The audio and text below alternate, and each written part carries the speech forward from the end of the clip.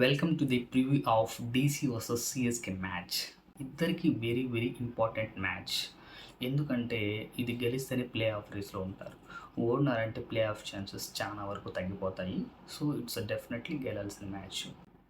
ఇనిషియల్గా ఫాస్ట్ బౌలర్కి స్వింగ్ అనేది లభిస్తుంది. సో అక్కడే ఏదైనా వికెట్స్ తీయాలంటే వాళ్ళకి ఛాన్సెస్. సో పవర్ ప్లే ఒకసారి అయినాక మళ్ళీ స్వింగ్ అనేది ఆల్మోస్ట్ కట్ డౌన్ అయిపోతుంది. మళ్ళీ స్పిన్నర్ ప్లేలోకి వస్తారనమాట. సో స్పిన్నర్కి స్పిన్ అవ్వడం అంత బాగా జరుగుతుంది. సో అక్కడ వికెట్స్ ఫాల్ అవ్వడానికి ఛాన్స్ ఉంది. సో ఫస్ట్ బ్యాటింగ్ చేసిన వాళ్ళు ఇక్కడ పవర్ ప్లేని చాలా యూటిలైజ్ చేసుకోవాలి. అండ్ ఫస్ట్ బ్యాటింగ్ మినిమం 200 పైన కొట్టాలి. ఎందుకంటే ఇది బ్యాటింగ్ ప్యారడైజ్.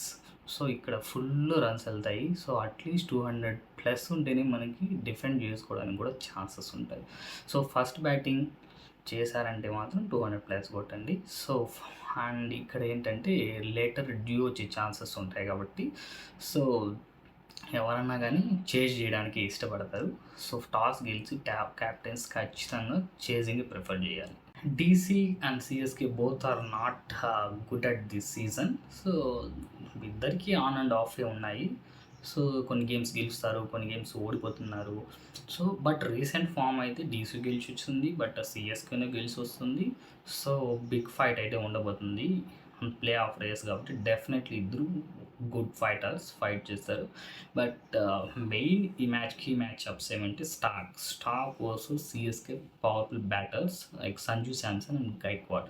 వాళ్ళిద్దరికి Starc bowling is very important. And Starc కన్నా సీ ఆఫ్ చేసినారంటే జస్ట్ నెక్స్ట్ వాళ్ళకి ఈజీ అవుతుంది.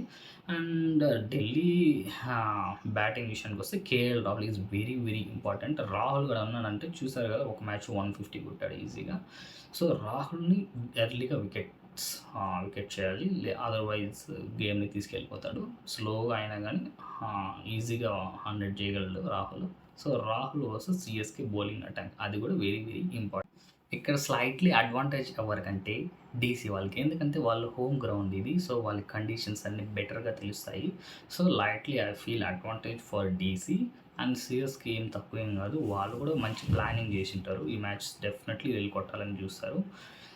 And players to watch out is Ruturaj Gaikwad, Samson and Shivam Dube. And in DC విషయానికి వస్తే KL Rahul, Axar Patel and mainly Starc last match వచ్చాడు, వాళ్ళు గెలిచారు.